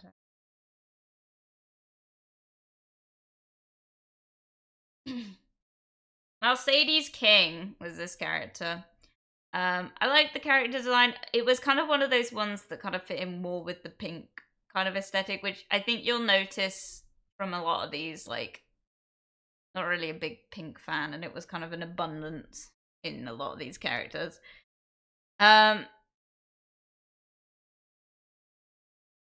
Nephra Denial, have the doll of, love the hair. I'm gonna put her in A.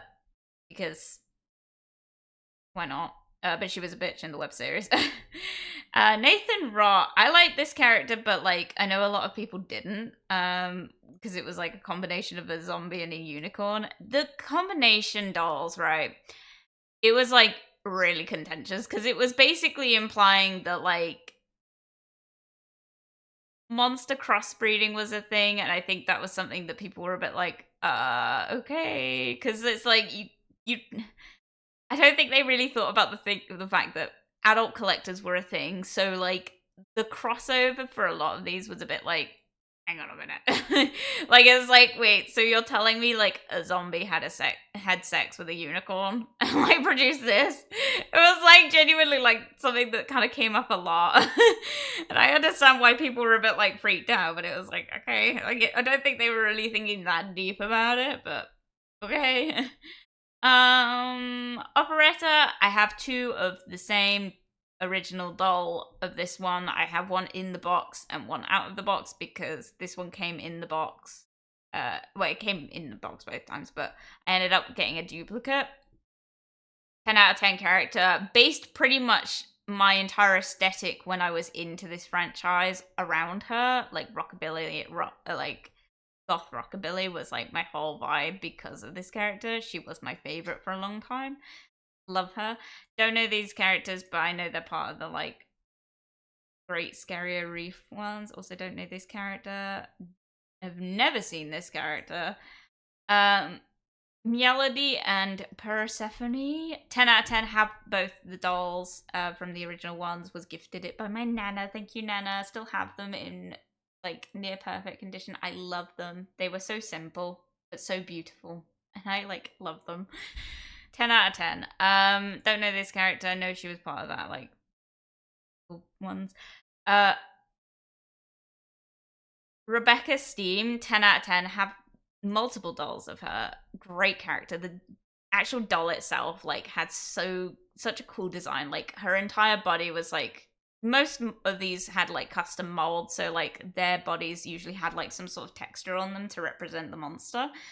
And she had like loads of like steampunk like bolts and stuff, but on her ankle, was it her ankles or the back of her like that like the back of her knees, right, had like these like cogs that you could turn. It was so cool. I love her. Like I love her character design as a whole. She was a great character. 10 out of 10. Rochelle Goyle, I ended up by accident with this doll. I felt so bad. My sibling wanted it, and my parents, knowing it was my special interest, got it for me for a birthday, and I felt so bad about it. But I also really liked her. I think I have a couple dolls of her. I'm gonna put her in,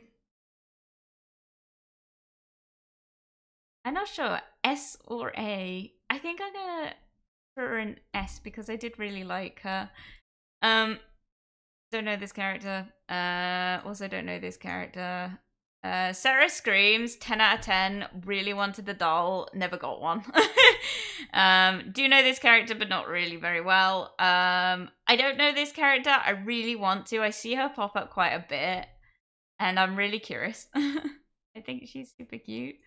But unfortunately, I don't know anything about her. So, I mean, I don't know anything about her. Do I know anything about the rest of these? No, I'm gonna put her in B tier. I do know this character not very well. She was the siren one. I'm gonna put her in C tier because I never really like got the doll, or I wasn't really in the franchise as much when this doll came out, but I know she's quite a popular one. Sarah Skellington, I really like the doll and the character as a concept whole. I really thought that her hair was beautiful, but I understand like the contentious issues with the character in general, and I know some people really like have their own opinions about it. That's up to you. I just thought it was funny she had bone titties. Slow-mo, I think his name was. It was Gulia's boyfriend. Probably gonna put in C tier. Alright. Spectre Vondergeist, 10 out of 10, had several dolls of her. Toralei Stripe, 10 out of 10, one of my absolute favorites of all time as well. Had the original doll, still have the original doll. She was my first Monster High doll ever. She was my introduction into the franchise, which is really ironic, but she was the bully character of this whole thing. And she's the only doll that I've looked at in the Generation 3 that I've still considered getting. Don't know this character. Also don't know this character. I do know this character. I also know that he was originally supposed to be gay and Mattel cut it, so we're gonna put in B tier because representation. Don't ask me why it's so low. It's more because I don't really know the character, but also representation because, you know, one of the few ones. I don't know the name of this character, but really like the concept of her, so I'm gonna put her in B as well. Venus McFlytrap, 10 out of 10. Had the doll, loved the doll, was super beautiful. The hair was gorgeous. She also had a shaved like side parting. It was so cool. Like it was like a velvet like side part, like where they were trying to show like it had been shaved off. It was like all velvety, and she was like a punk rock, like eco punk. It's such a cool concept in general, and I think she inspired a lot of people like fashion sense now. I think she was a pretty original concept. Can't remember her name, but this is the one I was talking about the other day. Really want to put in S tier because I really wanted her. I'm gonna put her in S tier. I really wanted the doll. Haven't got the doll. Would like the doll, but she was one of the few ones that only had like 2 or 3 dolls, I think, in total, and one of them was one of the really shitty ones that we don't talk about. I think it was part of the London set. Not great. That was when the quality started dropping. I don't remember this character, but I remember it was super cool. She was a spider, so she had several arms. It was sick. I'm gonna put her in A tier because 10 out of 10. Anyway, that's my tier list. I hope you can see it. That's my tier list. If anyone's curious, that's what we're going with right now. I'm sorry that I couldn't name them, most of them. It's been like, I'm kind of more like, I'm allowing myself to get back into the special interest more, so like it's kind of a bit of an eye-opening as to how much I resisted being interested in this when I was like in college, but like I'm so glad that like held on to all the dolls. They're really special to me. But yeah, we're at 16 minutes past. I'm gonna have to go because it's like 6 o'clock at night. I really want to do more, but I came on late, I'm afraid. Sorry that we didn't do sticky business today. I'm a bit like at a loss with what I'm supposed to do with sticky business. I'm really enjoying it, but I also am very aware that it's just kind of watching me just like make stickers, and I'm not really sure how like interesting that is, and it's kind of repetitive. So, but I will probably do it again soon. Anyway, with that being said, this was super fun. I had a lot of fun with this. I really had a good stream. I'm sorry if this was a really boring stream. I know we kind of just ended up talking, and I ended up just kind of doing a tier list that no one really knows anything about. Sorry that it was a bit of a like just long-winded me just talking continuously. I hope that was okay.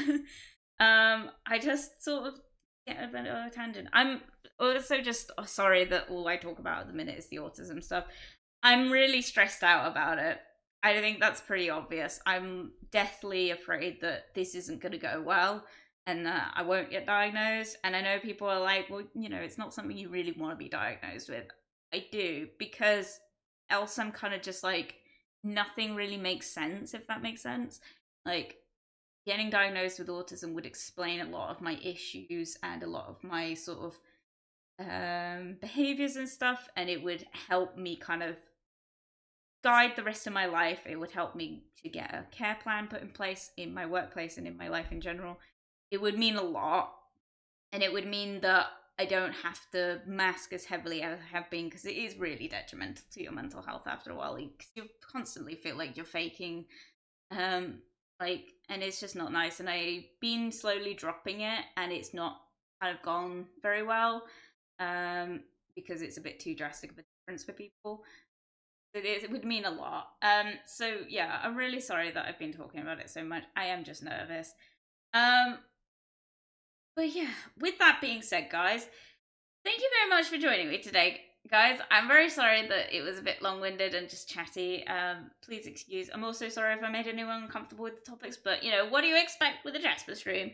I'm also sorry it's kind of short. That was on me. I slept through my alarm, and yeah, but you know, we're here now, so that's okay. Well, we're not. We're about to go, but I'm gonna look into maybe some more Monster High stuff to do online, because I think it is something I do want to explore more. I think I would like to like kind of consume that as a special interest on streams. I think that would be good, because it's something that I will talk quite satiably about, and it might bring in a new audience. Who knows? So yeah, I do think that I will talk more about it in the future. And I will see about maybe getting the older games that we can maybe play on stream and stuff. That would be cool. But I'll have to do some research into that, because it might be a case that we have to do, which is always a bit stressful. But yeah, so I've got plans. What I also want to say plans wise, Monday I'm not likely to stream. Realistically, I don't want to sit here and say that I might stream if I get diagnosed, or if I get diagnosed, then you're more likely to see me stream. Because I might just be so exhausted afterwards that I just don't really feel like I can. I might just use the opportunity to do other stuff. So please don't expect a stream from me on Monday. I apologize greatly. Yeah, it's just because well, the assessment is at the time that I would normally stream anyway, so I apologize, but you know, it just kind of meant that I didn't have to like worry about making sure I got up on time and stuff. But sorry, I'm really scared. I'm really scared. I'm really deathly scared. So yeah, please bear with me, guys. I'm so sorry. I'm just hoping that this does end the way we hope it does. Need it a lot. I need help. Else I'm, you know, maybe need to be locked away. You know, who knows? Anyway. Thank you very much for joining me today, guys. Once again, I'm sorry that I've been rambling so much. I'm not going to raid anyone because I don't think anyone's actually here. But yeah, I'm really sorry. I am sort of taking my time with other stuff, because this is taking up a lot of my energy and resources right now to sort this out. But once kind of this is sort of been sorted, I will hopefully be getting back into sort of getting the logo dealt with, getting the computer dealt with, then getting like things like doing more art streams and stuff dealt with, because I've got so much shit I want to do with it. But yeah, thank you very much for joining me today, guys. I'm sorry that I keep repeating that. I keep trying to go and say something, but I can't remember what it was. Yeah. Hopefully we'll talk to you very soon. We shall see. Net redeem, drink W, thank you. No, I will drink to that.